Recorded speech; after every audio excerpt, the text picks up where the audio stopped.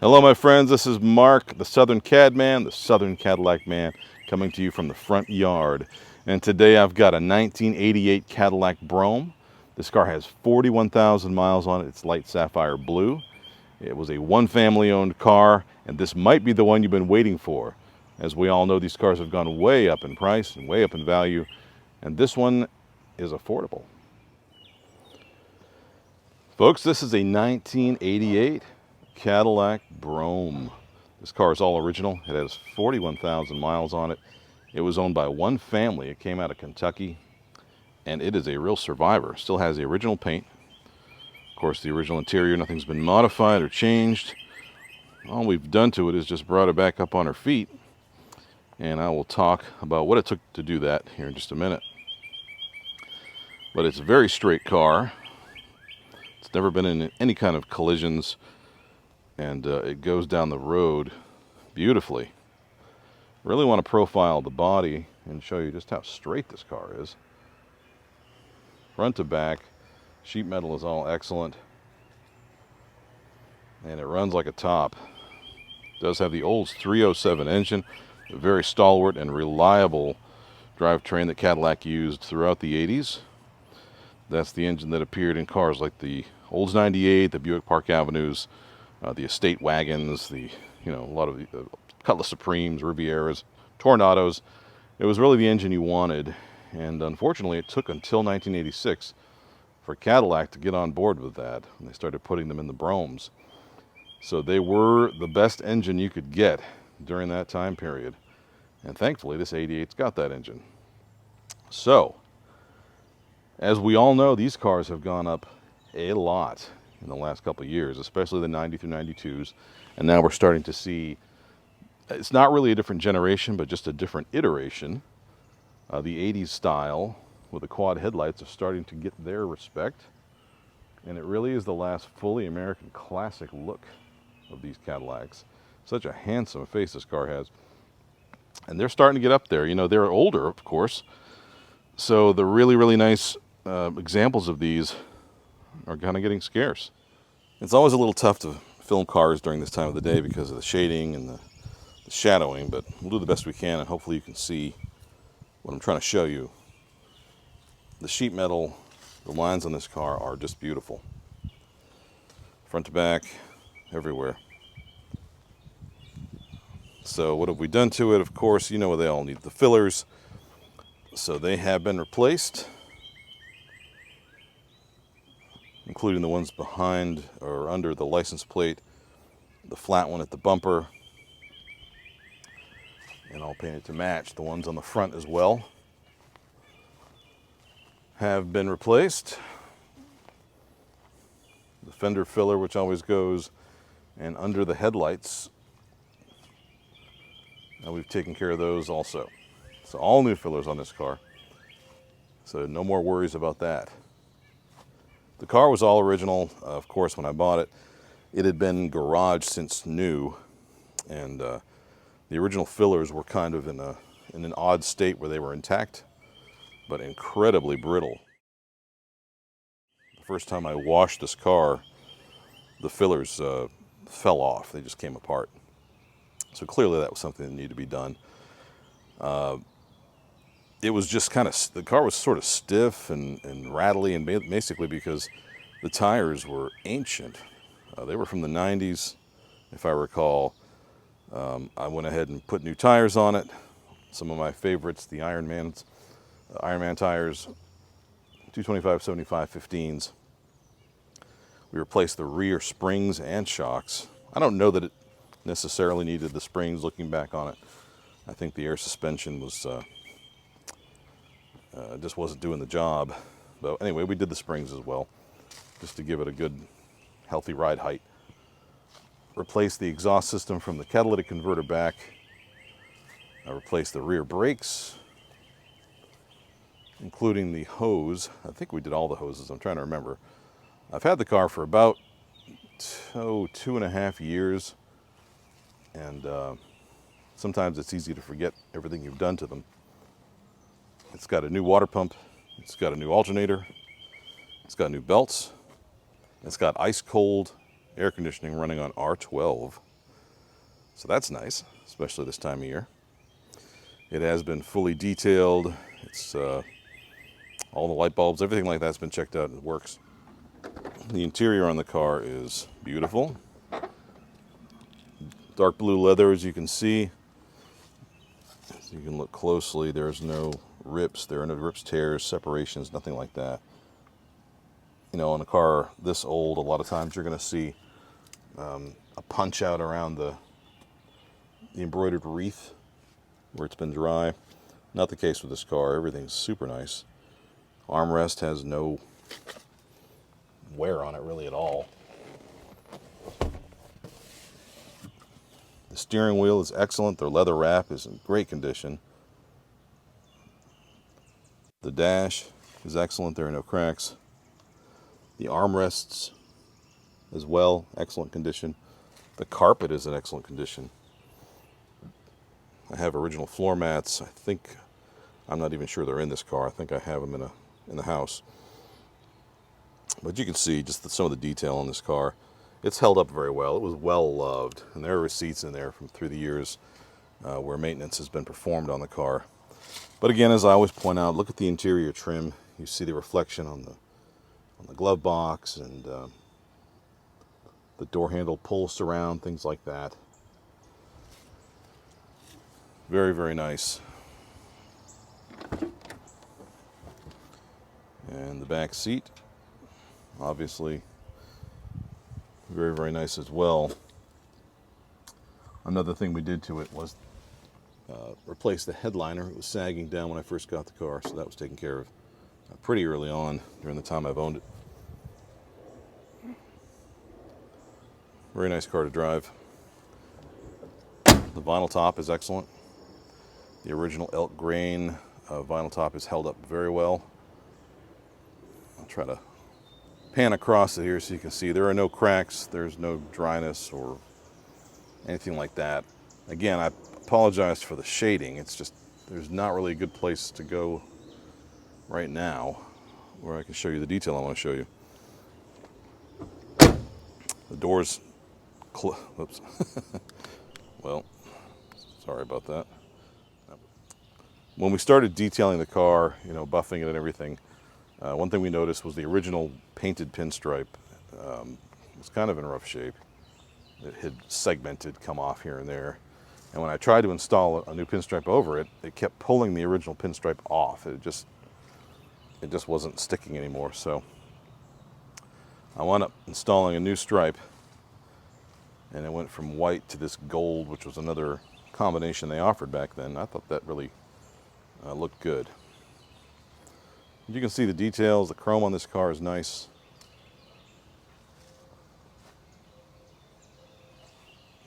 It's very well put together. This particular car has an excellent fit and finish. I know during the 80s, sometimes the fit and finish suffered in Cadillacs, and I've had some that have had fit and finish issues, but this one does not. It really came together nicely. And that doesn't happen by accident.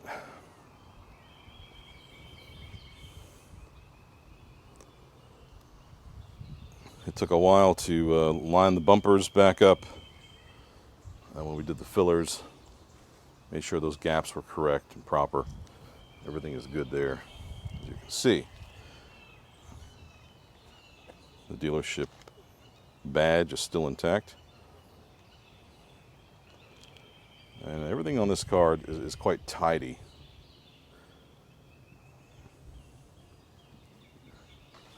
Kind of going around the car condition-wise, it does have a few little tiny scratches and nicks. I have not gone around it with a brush to touch anything up, just kind of showing it in its current condition. I might do that just to address. I mean, just basically mild usage nicks here and there, and just nothing abnormal. Just what you'd see on any car of this age. And a lot of times, stuff like this happens in the garage too. By the way, it's an honest car. It's never been monkeyed with. It's never been painted. It's never been modified. It's like it's supposed to be.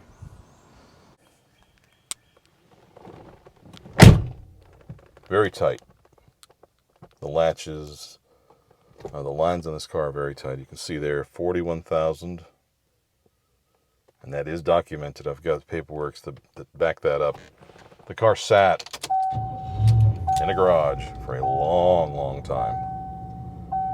It apparently was started up, moved, and occasionally used, so it never sat in total stasis and neglect, but it wasn't kept on its toes, if you know what I mean. But we've done all that. This is now a car that you could get in, crank up, and drive across the country. I wouldn't hesitate at all. There's no reason to believe you'd have any trouble with it. Like I said, a lot of the belt-driven components, water pump, alternator have been replaced, belts. I think we did some hoses, or it looks like it has some recent hoses anyway. AC, put a new throttle position sensor in the carburetor, which is internal. Looked in there, verified it was clean, and it cranks right up in the morning. Good accelerator pump, we replaced that. Just stuff like that that's going to go bad over time. And we've already talked about the cosmetic stuff, but power antenna works. And actually, it was replaced by the previous owner. The radio's good, works.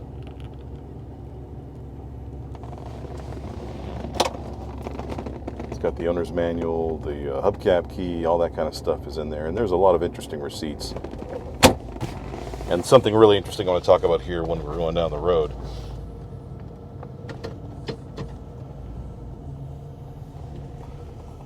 So, interestingly, this car has 41,000 miles on it.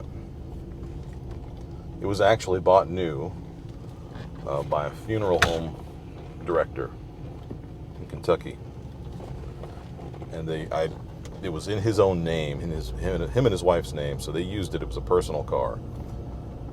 And there are notes in the receipts that talk about some of the usage, some of the trips they took, and repairs they had made or had done on it. But the most interesting receipt, I'll show you here in a little bit, is one from, I think it's 1998, when the car had 28,000 miles on it. So that's how little it was driven. At 28,000, and the receipt was from the dealership, Cadillac dealership, for a new engine. So apparently the car was brought in, was running poorly, and the assessment was made that the engine had a dead cylinder. Something had happened to one of the cylinders, so they got a brand new Olds 307 installed at the cost of about $3,000 by the dealer. And so that means this car, the engine in this car only has about 13,000 miles on it. So that's kind of interesting.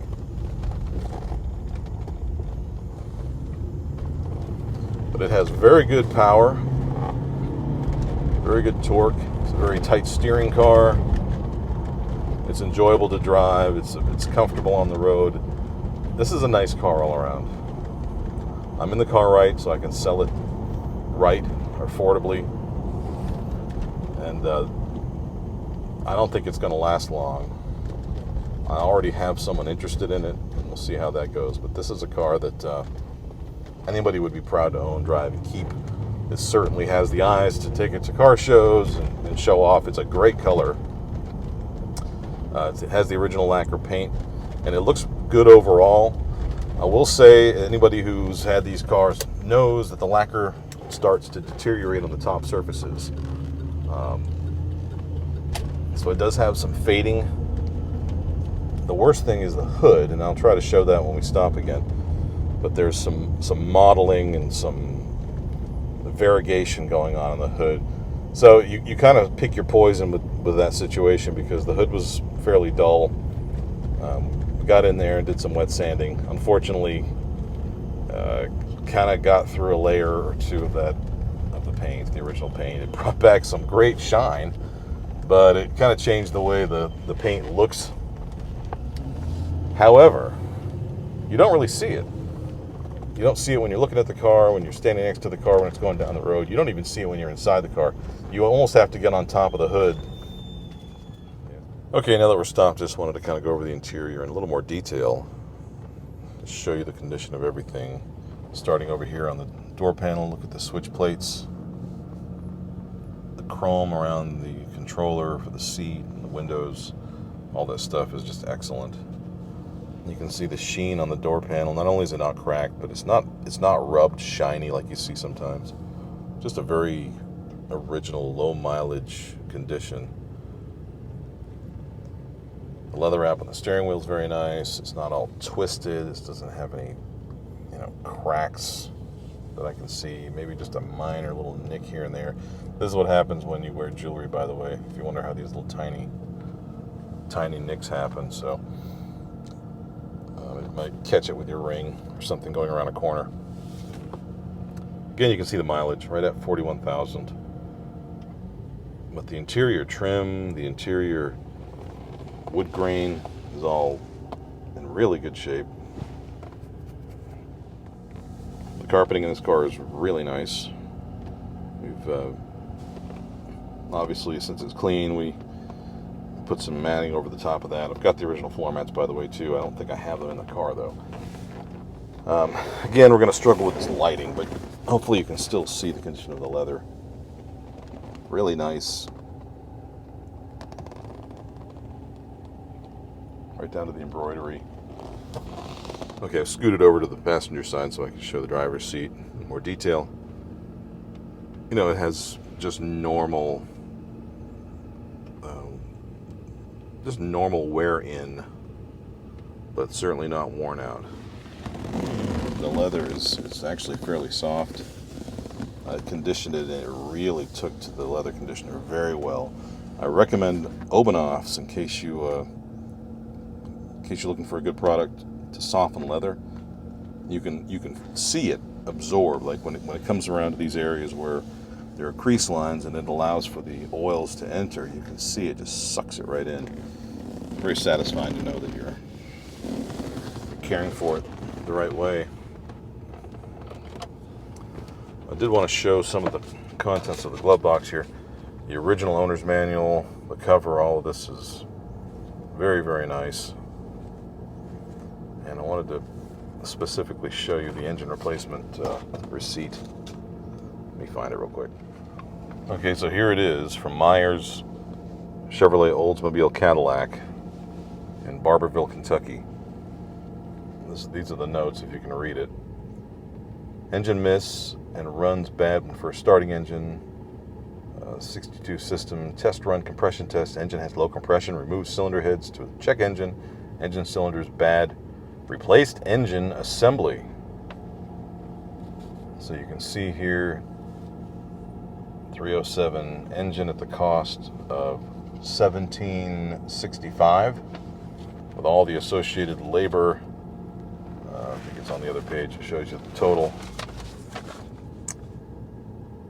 $29,9965, and they noted on here that the engine has a 3-year, 50,000-mile warranty. So if it wasn't for the 3-year part, the engine would still be under warranty, as it only has about 13,000 miles on it. Seems like trying to find the mileage in. It was 28,000. It might take me a minute to find it, but there it is. 28,491 engine out. Engine in and out. So yeah, about 12,500 miles on this engine currently, and it feels like it. A lot of other receipts in here, artifacts, such.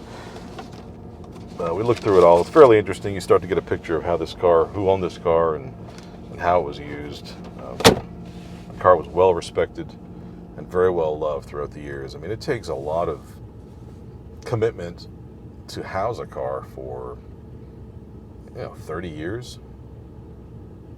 You're dedicating the space for it, and that's just impressive to me. Somebody obviously loved a lot of this car. What's really interesting is they owned this car and a 91 at the same time. I bought the 91 and I've sold it. Some of you might remember it. It was the other one that was a similar color, light sapphire blue.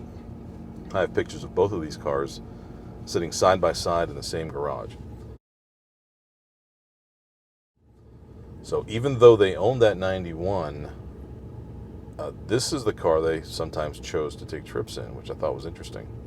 So they obviously love this car, and I think you will too. Showing the trunk liner's intact, original spare tires intact. All the weather stripping is in really nice shape.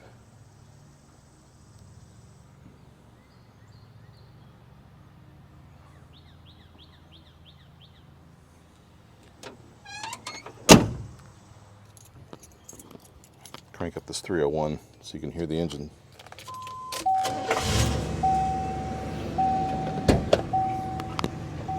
When these cars are running right, they have almost a little bit of a whine to them. Just when they're really tight. Super smooth running engine. 5-liter 307. One of my favorites. Fuel system is an electronically controlled carburetor, and it does a very, very good job. They were designed to run as smooth as possible, and it does run very smooth. Hood insulation's in good shape. There's never been any mice eating away at it or anything like that.